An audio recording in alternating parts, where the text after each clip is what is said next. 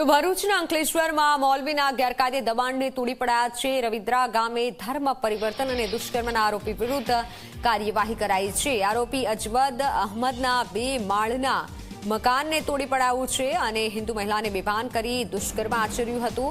10 દિવસના રિમાન્ડમાં ચોંકાવનારો ખુલાસો થયો છે. મૌલવી કોર્ટની પરમિશન લઈ વિદેશ ગયો હોવાની પણ માહિતી સામે આવી છે.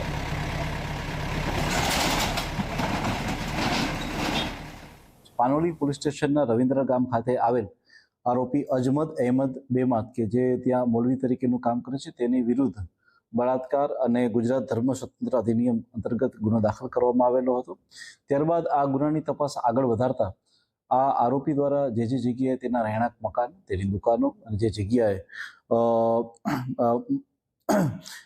મદની દારૂદ તરબીયત મદ્રેસા આવેલા છે તેની તપાસ જે છે એ ગ્રામ પંચાયત અને તાલુકાના કક્ષાના અધિકારી દ્વારા કરવામાં આવી અને ત્યારબાદ તેમને જે અંતર્ગત નોટિસ પણ આપવામાં આવી અને ત્યારબાદ આજરોજ તેના તમામ આ વસ્તુઓને જે છે એ જે ગેરકાયદેસર દબાણ હતા એ તમામ ગેરકાયદેસર દબાણોને જે એક્ઝિક્યુટિવ મેજિસ્ટ્રેટની હાજરીમાં જે છે એ તોડી પાડવામાં આવેલા છે.